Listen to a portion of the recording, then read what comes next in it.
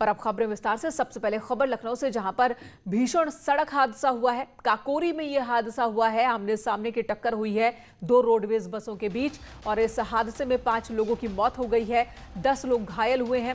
एक बस लखनऊ से हरदोई की तरफ जा रही थी, जबकि दूसरी हरदोई से लखनऊ की ओर जा रही थी और तभी आमने सामने की टक्कर हुई। टक्कर कितनी जबरदस्त थी, इन तस्वीरों को देखकर अंदाजा आप लगा सकते हैं कि बस का सिर्फ ढांचा तक नहीं बचा है, पर खच्चे उड़ गए इस पूरे के पूरे बस के।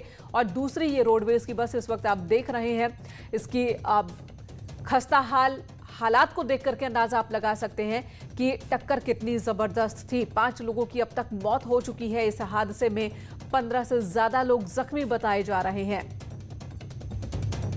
हादसा उस वक्त हुआ जब एक बस लखनऊ से हरदोई की ओर जा रही थी, जबकि दूसरी हरदोई से लखनऊ की ओर, और उसके बाद बस की टक्कर होती है। आमने सामने की ये टक्कर होती है। बस की हालत आप देख अंदाजा लगा सकते हैं कि दोनों ही बसों की रफ्तार बहुत ज्यादा रही होगी और यही वजह है कि टक्कर इतनी जबरदस्त थी।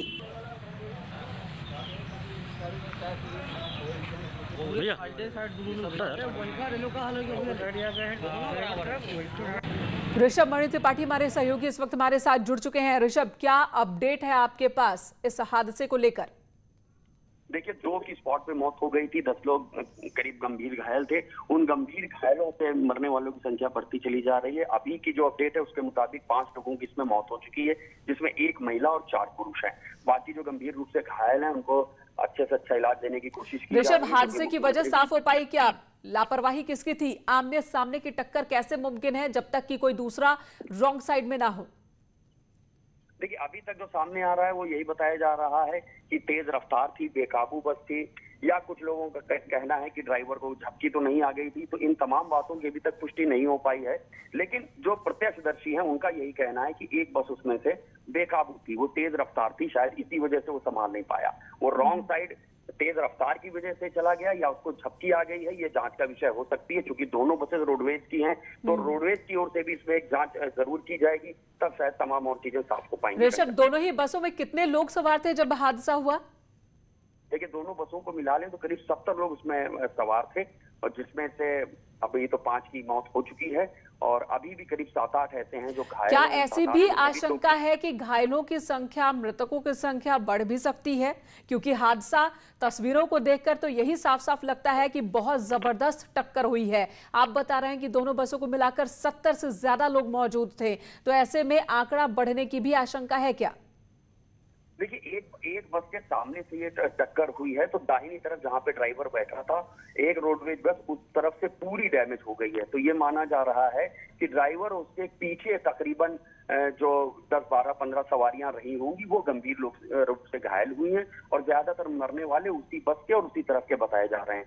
5 की मौत हो चुकी है, 7-8 अभी भी गंभीर रूप से घायल हैं, जिनमें से 2 की हालत ज्यादा गंभीर है। तो फिलहाल मरने वालों की संख्या 5 है, और जो मामूली रूप से घायल हैं या जो घायल हैं उनको बेहतर से बेहतर इलाज देने की कोशिश की जा रही है, क्योंकि खुद मुख्यमंत्री की तरफ से आदेश हो गया, उन्होंने संज्ञान ले लिया है। जी ऋषभ, क्या मृतकों के परिजनों को जानकारी दे दी गई है और कोई चश्मदीद भी सामने आया क्या हादसे के बाद? जी हाँ, बस पे सवार कई लोग हैं जो ये बता रहे हैं कि तकरीबन सुबह 6:30 बजे हादसा हुआ है और बस तेज रफ्तार में थी। ये बात अभी कोई नहीं तय कर पा रहा है कि क्या ड्राइवर को झपकी आ गई थी जिसकी वजह से वो रॉन्ग साइड में चला गया, या रफ्तार उसकी इतनी तेज थी वो काबू नहीं कर पाया। तो आम फिलहाल प्रशासन की भी प्रायोरिटी इस वक्त यही है कि बेहतर से बेहतर इलाज मुहैया कराया जाए।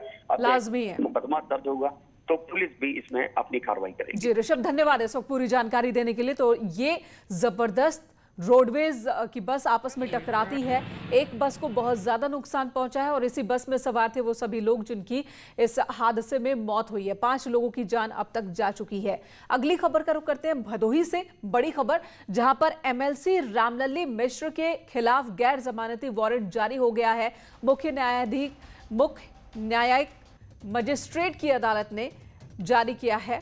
यहां पर एनबीडब्ल्यू ज्ञानपुर के बाहुबली विधायक विजय मिश्रा की पत्नी है रामलली मिश्रा, उनके खिलाफ भी यहां पर गैर जमानती वारंट जारी किया गया है। मिर्जापुर सोनभद्र से एमएलसी हैं रामलली मिश्रा। रिश्तेदार ने विधायक विजय, उनकी पत्नी और उनके बेटे के खिलाफ मुकदमा दर्ज कराया था। विधायक की गिरफ्तारी हो चुकी है, वो चित्रकूट जेल में बंद है और इसी बीच अग्रिम जमानत याचिका बेटे की वो भी खारिज हो चुकी है। और अब ये वारंट जारी हुआ है पत्नी को लेकर, जो कि एमएलसी हैं। दिनेश हमारे सहयोगी भदोही से हमारे साथ मौजूद हैं।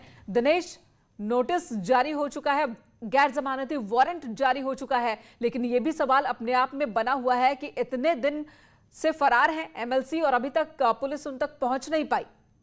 देखिए, बहुत बड़ा सवाल ये है कि इतने दिन से वह फरार है और अभी तक पुलिस उन तक नहीं पहुंच पाई है। हालांकि जो भदोही के पुलिस अधीक्षक हैं, उनका दावा है कि क्राइम ब्रांच समेत कई टीमें उनकी गिरफ्तारी के लिए लगाई गई हैं। आपको बता दें कि विजय मिश्रा के खिलाफ 4 अगस्त को उनके एक रिश्तेदार ने मुकदमा दर्ज कराया था, जिसमें विजय मिश्रा, उनकी पत्नी और बेटे इसमें आरोपी बनाए गए थे। विजय मिश्रा इस मामले में मध्य प्रदेश से हिरासत में लिए गए थे, जो इस समय चित्रकूट जेल में है। उनकी जो पत्नी है, उनके खिलाफ एनबीडब्ल्यू कोर्ट ने जारी किया है और जो बेटे की अग्रिम जमानत की याचिका थी, वह भी निरस्त कर दी गई है। उनकी भी गिरफ्तारी इस मामले में कभी भी हो सकती है। जी दिनेश, तो गिरफ्तारी तो तब होगी जब पुलिस उन तक पहुंचेगी।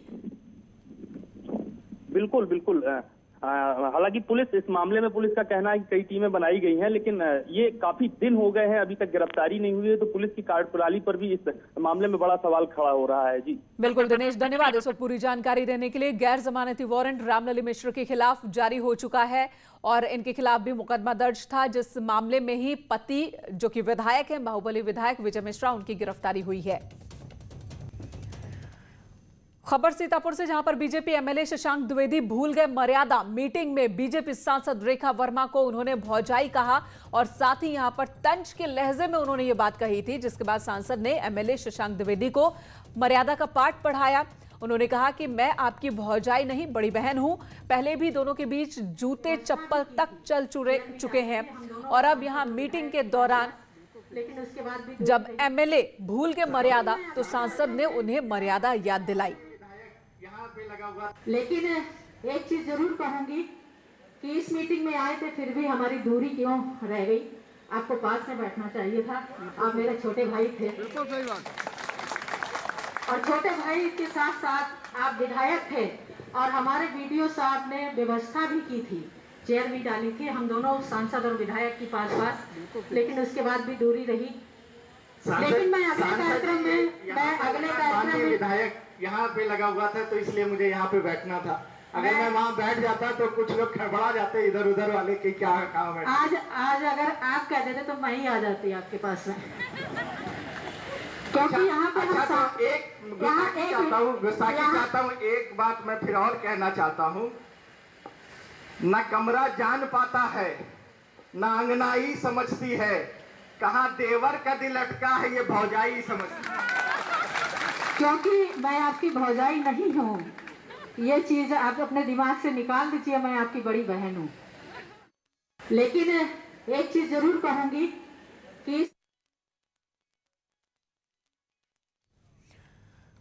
कानपुर के नौबस्ता बंबा में गणेश महोत्सव के दौरान सांस्कृतिक कार्यक्रम में सोशल डिस्टेंसिंग की जमकर धज्जियां उड़ाई जा रही हैं। बड़ी तादाद में श्रद्धालुओं की भीड़ यहां पर इकट्ठा है। कोरोना संकट के बीच ये कार्यक्रम चल रहा है और ऐसे में बड़ा सवाल ये कि कैसे थमेगा कोरोना का कहर।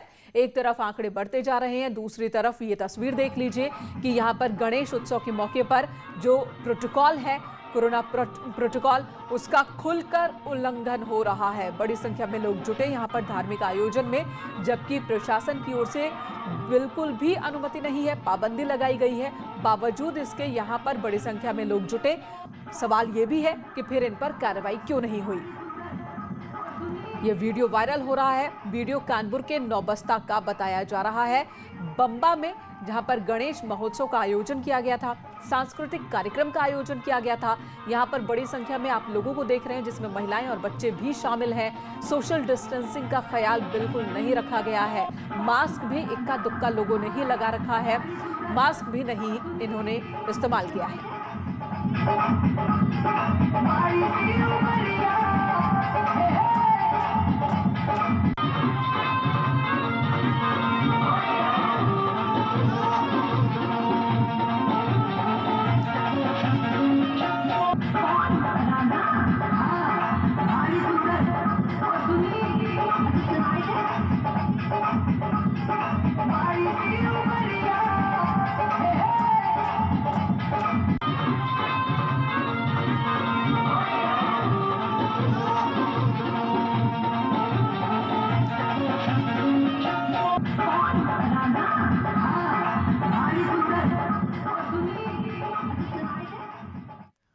और अगर हम बात कानपुर की ही करें तो यहां पर आंकड़े लगातार बढ़ रहे हैं। फटकार लग चुकी है। सीएम भी कानपुर में प्रशासन को फटकार लगा चुके हैं, बावजूद इसकी ऐसी तस्वीरें देखने को मिल रही हैं।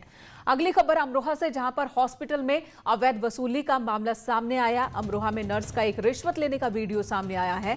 प्रसव के नाम पर अवैध वसूली यहां पर की जा रही थी। महिला के पति ने वीडियो बनाया और वायरल किया है। डिलीवरी के बाद छुट्टी करने के नाम पर 300 रुपए मांगे जा रहे थे महिला की ओर से। थाना आदमपुर के सीएचसी रेहरा का ये मामला। अरे भैया बस क्या बताऊं, मेरा तो मुंह पे कोसा गया मेरे बच्चे को। जब मैं ये फ्री फंड की वो बैठी हूं कि मैंने ये नर्स है जो कि 300 रुपए मांग रही है। डिलीवरी के बाद महिला को हॉस्पिटल से छुट्टी देना था, लेकिन छुट्टी से पहले 300 रुपए की मांग इस महिला की ओर से की जा रही थी। 50 रुपए तो बाद में आते, मैंने उनको दे देता। मेरे भैया आप दे देते। हाँ 50 रुपए तो बाद में आते, मैंने उनको दे देता। मेरे भैया आप दे देते। हाँ 50 रुपए तो बाद में आते, मैंने उनको दे देता। मेरे भैया आप दे देते। हाँ जो गालियां मुझे पड़ती हैं, देख लीजिए जरा, तमाम हॉस्पिटल्स में इस तरह के किसी भी टिप पर पाबंदी है और इस तरह के अलग से नर्स या फिर किसी हॉस्पिटल स्टाफ को पैसे देने पर, मांगने पर रोक है। लेकिन यहाँ पर ये महिला जो कि नर्स है, खुलेआम पैसे मांग रही है। बकायदा धमकी भरे लिहाज में वो कह रही है और 300 रुपए की डिमांड इसकी ओर से की गई। इससे पहले कि महिला को जिसकी डिलीवरी हुई उसको छुट्टी दी जाए, हॉस्पिटल से डिस्चार्ज किया जाए। महिला के पति ने ही वीडियो बनाया। सोशल मीडिया पर ये वीडियो इस वक्त वायरल है। 50 रुपए तो बाद में आते, मैंने उनको दे देता। मेरे भैया आप दे। उधर पीलीभीत में हाईवे पर दो कारों के बीच टक्कर हो गई, जिसके बाद विवाद हो गया। कार सवारों के बीच पुरानी रंजिश होने की भी बात सामने आ रही है। कहा जा रहा है कि इसी वजह से मारपीट हुई। पिटाई से बचने के लिए एक पक्ष के लोग रेस्टोरेंट में घुस गए तो दूसरे पक्ष के लोगों ने रेस्टोरेंट में घुसकर तोड़फोड़ की है, मारपीट की है और इसका वीडियो वायरल हो रहा है। पुलिस ने तहरीर के आधार पर मामला दर्ज किया है। 4 लोगों को हिरासत में लिया गया है।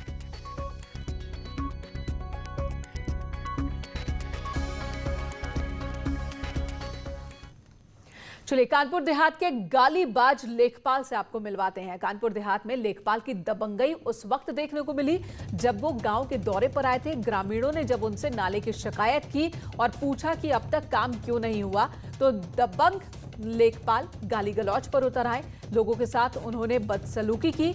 आदेश की कॉपी दिखाने की मांग कर रहे थे ग्रामीण, लेकिन लेखपाल ने गाली गलौज की शुरुआत कर दी। काफी देर तक यहां पर इसी तरह से लेखपाल की गुंडई देखने को मिली।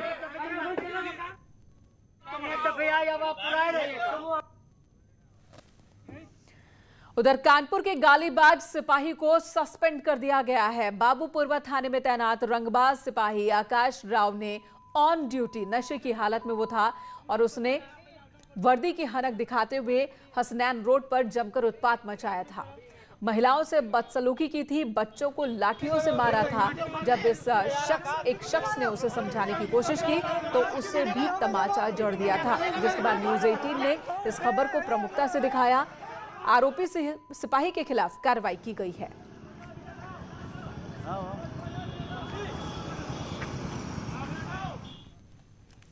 उधर जौनपुर में खेत में अजगर निकला, जिसके बाद अफरा तफरी मच गई। 12 फीट लंबाई बताई जा रही है इस अजगर की।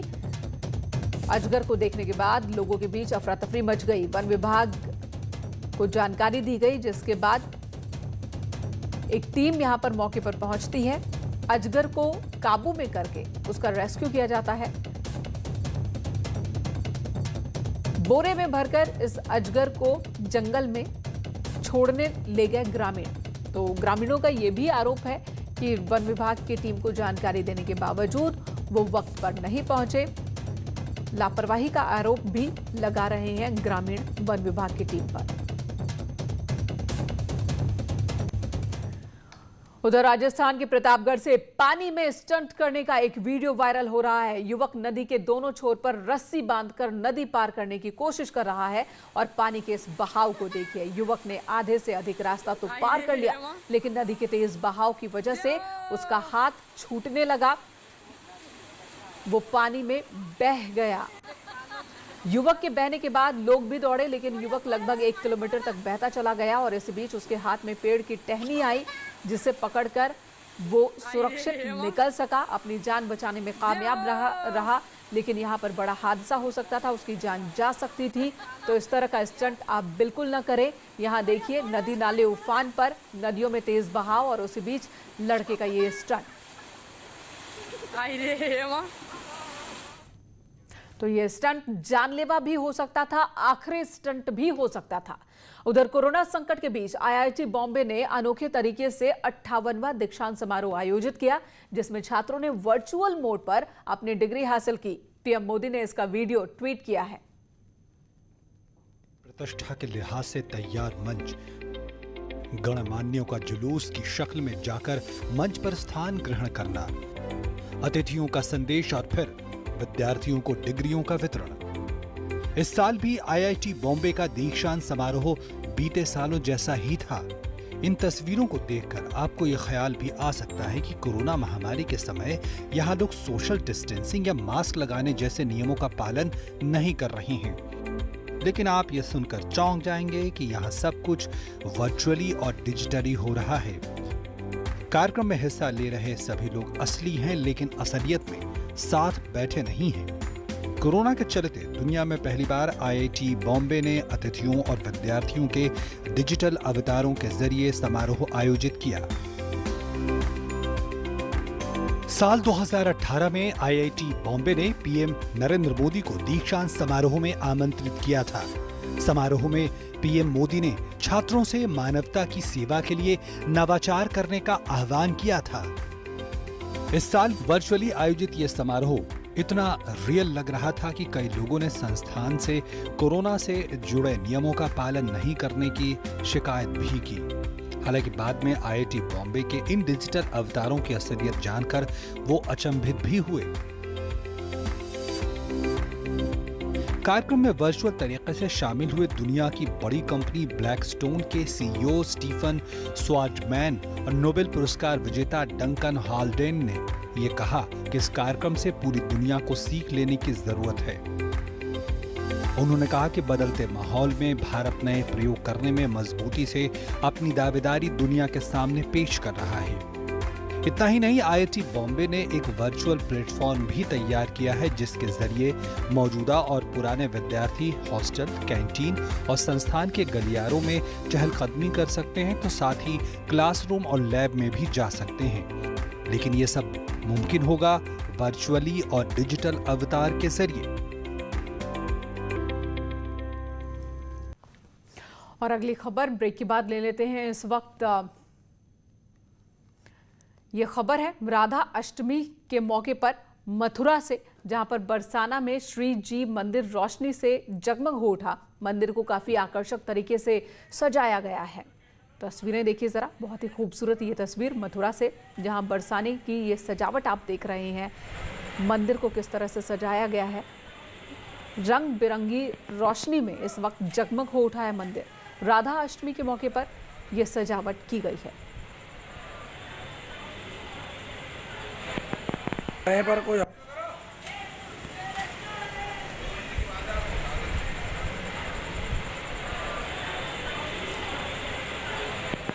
जन्माष्टमी के करीब 15 दिन बाद राधा अष्टमी, और उस मौके पर यह मंदिर की सजावट आप देख रहे हैं। अगली खबर गुजरात के मेहसाणा से, जहां पर कुछ अद्भुत तस्वीरें देखने को मिली है। मेहसाणा में लगातार बारिश हो रही है, जिसके बाद जो प्राकृतिक सुंदरता यहां पर एक बनी है वो आप देखिए। हालांकि लगातार बारिश की वजह से पूरे गुजरात में बाढ़ के हालात बने हुए हैं, लोगों को मुश्किलों का सामना करना पड़ रहा है। लेकिन मेहसाणा के सूर्य मंदिर का ये वीडियो लोगों को बहुत पसंद आ रहा है। मंदिर की सीढ़ियों से बारिश का पानी जिस तरह से उतर रहा है, यहाँ पर ये झरना जैसा आभास करा रहा है।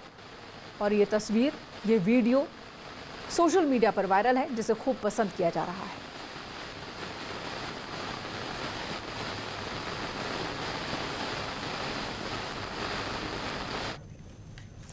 और इन्हीं खबरों के साथ फिलहाल इस बुलेटिन में इतना ही। ब्रेक के बाद भी खबरों का सिलसिला जारी रहेगा, इसलिए आप बने रहें न्यूज़ 18 के साथ।